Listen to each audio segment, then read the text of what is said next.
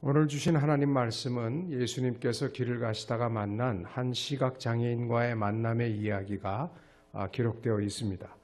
본문을 원문으로 보면 그 원어 성경에 보면 이게 예수님과 제자들이 길을 가다가 시각장애인을 본 것은 복수일 것 같은데 단수로 기록이 되어 있습니다.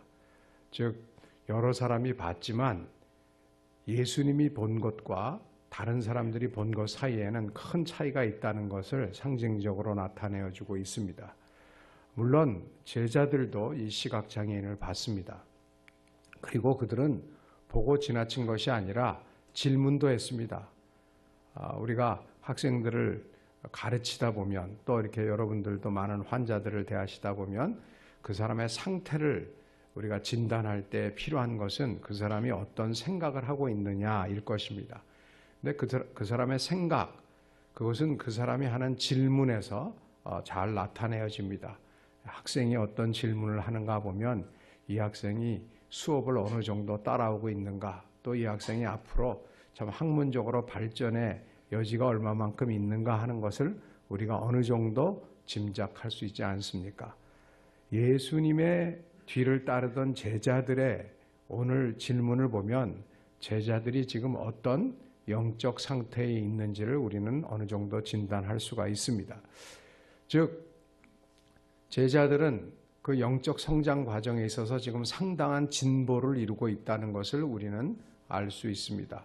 왜냐하면 요한복음 9장 이전까지 이 제자들이 시각장애인을 한두 번 본 것이 아닐 것입니다. 또 시각장애인뿐만 아니라 그보다 더한 중증장애를 가지시고 삶의 버거운 무게에 허덕이는 이들을 한두 번 본 것이 아닐 것입니다. 요새와 같이 예방의학이 발달하고 과학이 발달한 이 시기에도 각종 장애인들이 이렇게 많은데 각종 장애와 그것으로 인한 삶의 무게가 버거운데 예수님 당시 지금부터 2000년 전에는 얼마나 많은 사람들이 그러한 고통을 당했겠습니까? 그러니까 참 주위에 어려운 이들이 많았을 것입니다.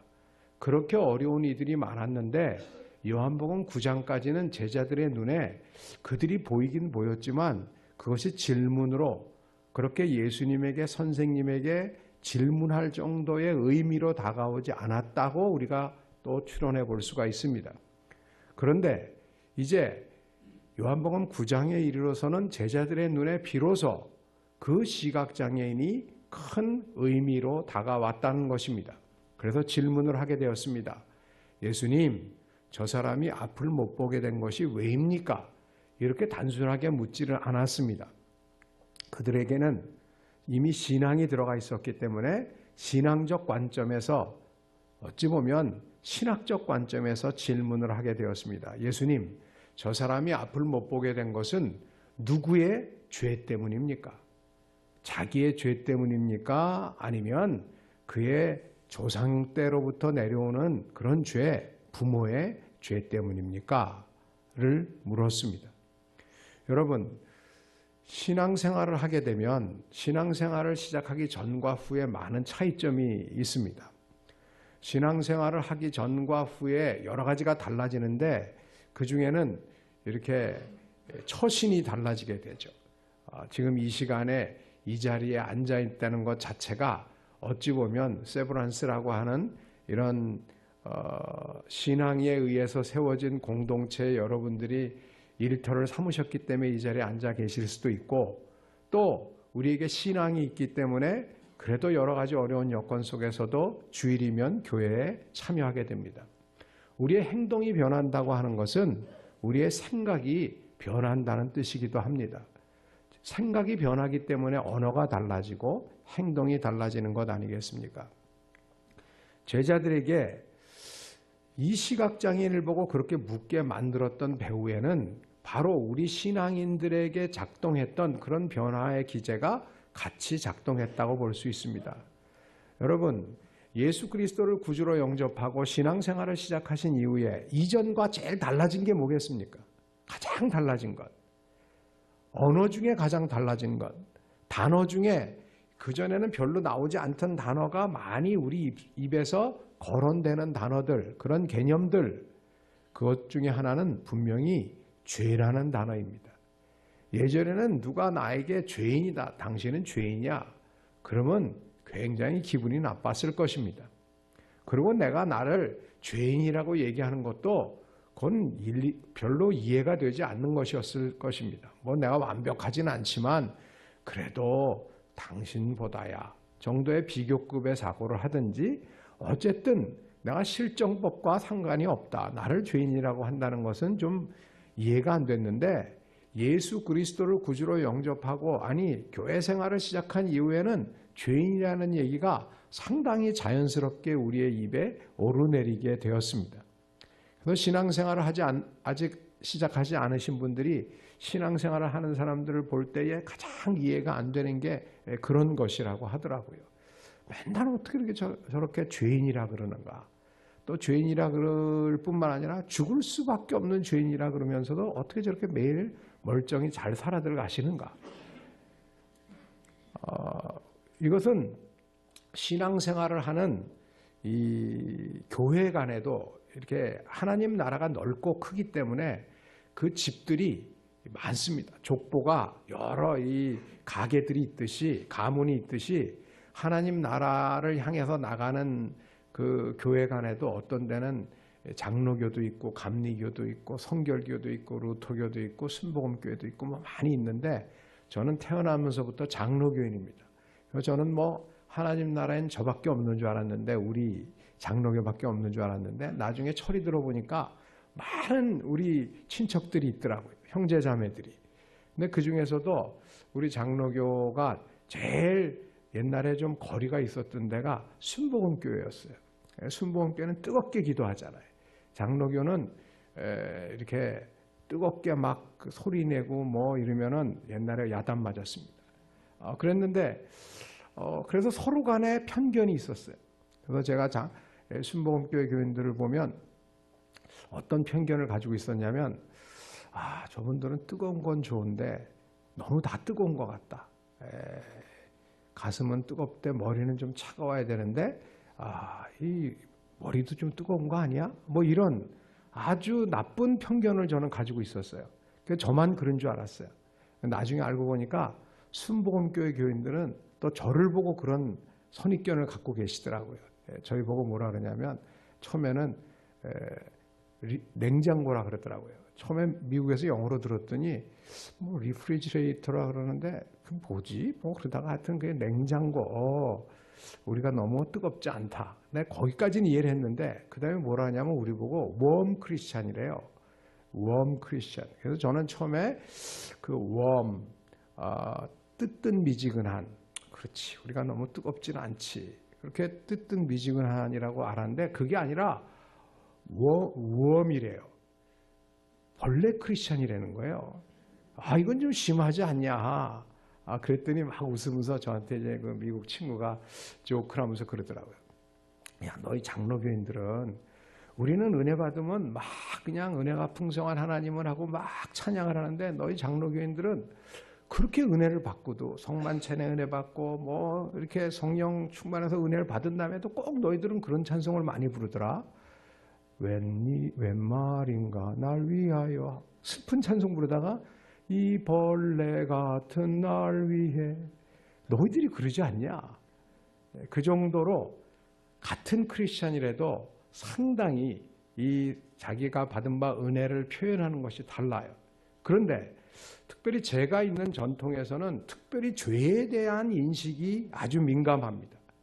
사실은 예수 믿은 다음에 제일 달라지는 것은 죄에 대한 인식이 변하는 거예요. 왜냐하면 예전에는 그저 이렇게 살 때는, 영적으로 어두울 때는 다 그저 그런 줄 알았는데, 이제 제대로 예수 믿고 성령께서 우리 안에 내주하시게 되면 영안이 맑아지면서 제일 먼저 보이는 게 죄가 보이기 시작합니다.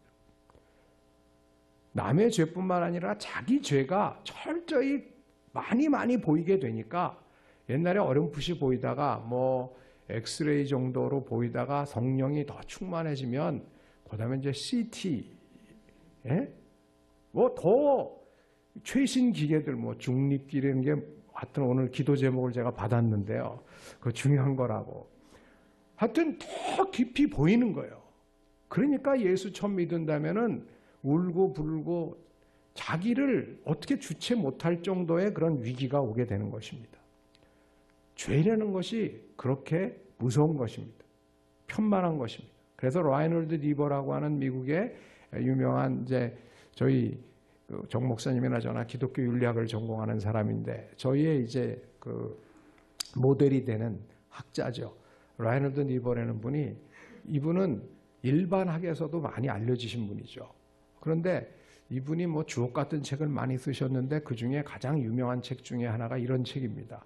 Moral Man and Immoral Society. 도덕적 인간과 비도덕적 사회다. 이게 인간들이 개인적으로 앉아 있을 때는 그럴듯해 보이지만 집단으로 모여서 집단의 이익으로 뭉치기 시작하면 개인으로 못하는 일들을 서슴없이 할 수 있다. 맞습니까? 틀립니까? 오늘날의 뭐 집단 이기주의나 국가 이기주의 같은 것들이 다 그런 통찰이었죠. 근데 이분이 이 책이 미국에서도 베스트셀러인데 여전히 돌아가시기 전에 기자가 물었어요. 선생님, 많은 책을 쓰셨는데 그 중에서 혹시 수정하시고 싶은 책, 업그레이드 하시고 싶은 책 있으면 그런 글이 있으면 좀 얘기해 주시겠어요? 그랬더니 아유, 그건 많죠. 근데 그 중에 진짜 고치고 싶은 게 있습니다. 그게 뭐냐? Moral Man and Immoral Society입니다. 어떻게 해요? 제목부터 고치고 싶습니다. 어떻게 해요? The Immoral Man and the Less Immoral Society. 비도덕적인 인간과 더욱더 비도덕적인 사회다. 이게 기독교 인간론의 죄론의 핵심입니다. 죄는 개인의 영역에 우리 개인도 굉장히 여기 죄의 영향을 받지만 조직, 집단이 되면 훨씬 더 구조가 악으로 작동할 수가 있다는 통찰입니다. 제자들도 이제 여기서 눈이 좀 뜬 거예요.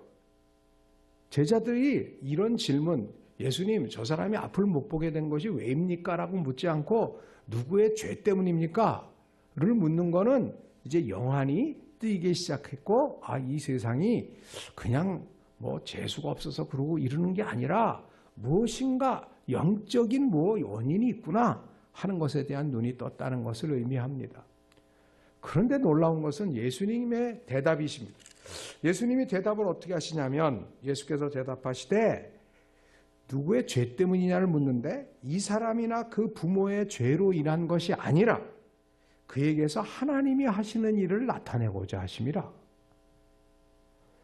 죄가 분명히 누구의 죄 때문이니까 물었는데 너희 눈에 지금 그 사람이 보이는 것은 누구의 죄 때문이나 이거 얘기하라고 보여주는 것이 아니다.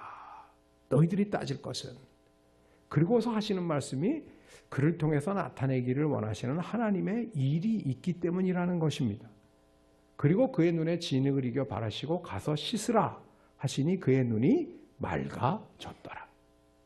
여러분, 예수 그리스도를 믿는다는 것, 신앙인으로 산다는 것은 한 번에 완성되는 것이 아닙니다. 신앙도 자라나는 것입니다. 죄를 모르던 상태가 있었고 죄를 아는 상태가 있습니다. 그런데 이 죄라는 것이 중요하지만 죄가 마지막이 아니라는 것이 중요합니다. 죄 때문에 아무것도 못하는 그런 상태에 머물러 있지 말라는 것입니다. 죄보다 무슨 일만 하면 죄 짓는 건데 그래서 은혜 많이 받은 사람들이 갑자기 하던 일을 못하는 사람들이 있어요. 장사 잘하던 사람들이 못하고 연기 잘하던 사람들이 못하고 영화 잘 만드는 사람들이 못 만들어요. 왜? 죄질까 봐. 장사 많이 하던 사람들이 은혜 받으니까 장사 못하겠대요. 왜? 자꾸 자기가 거짓말 한다는 거예요. 남는 거 없어요. 믿져요. 그래서 장사 못하겠다는 거예요. 영화 잘 만드는 사람들이 은혜 받더니 못하겠다는 거예요. 왜? 불온한 상상이 자꾸 떠오른다는 거예요. 여러분, 이게 뭐냐? 과독입니다. 은혜의 착시 현상이에요. 사실은 그래서 사도 바울을 통해서 하나님께서 말씀해 주신 것이 죄가 많은 곳에 뭐가 많다고요? 은혜가 많다. 저는 예전에 어렸을 때는 이 성경이 은혜를 많이 체험하려면 죄를 많이 져야 되나 보다 그렇게 착각을 할 때가 있었는데 그 뜻이라기보다는 죄가 아무리 크고 참 복잡하고 압도적이라고 할지라도 그 어떤 죄라도 하나님의 사랑보다 크지 않다는 것입니다. 하나님의 은혜보다 크지 않다는 것입니다. 바로 예수님은 우리를 그러한 세계 속에서 살기를 원하십니다. 그러면서 말씀하십니다. 너희 눈에 지금 뭐가 보이느냐? 너희 눈에 아직 보인다는 것은 때가 아직 낮음에 주의 일을 할 수 있다는 뜻이다. 곧 밤이 오리니 그때는 아무것도 할 수 없다. 여러분, 오늘 우리 눈에 뭐가 보입니까? 우리가 공부를 하면 할수록, 일을 하면 할수록 보이는 것들이 많아집니다. 그 보이는 것을 가지고 우리는 어떤 생각을 하십니까? 아무 생각이 없으십니까? 아니면 이게 누구의 죄 때문에 이런 거야? 자꾸 판단하려고만 하십니까? 물론 죄가 있습니다. 그러나 죄는 하나님께서 최종적으로 판단하십니다. 우리가 할 것은 그 죄의 영향력이 이 세상을 치밀하게 압도하고 있지만 그럼에도 불구하고 우리 눈에 그것을 보이게 하시는 것은 바로 그것을 위해서 기도하고 그것의 문제를 위해서 노력을 하라, 실천을 하라는 주님의 사랑의 부르심인 줄 믿습니다. 오늘도 많은 것들을 보고 살아가야 합니다. 주님 따라서 보이는 것들이 우리의 기도의 주제이고 실천의 주제인 것을 명심하고 실천하며 살아가는 저와 여러분들이 되기를 간절히 원합니다.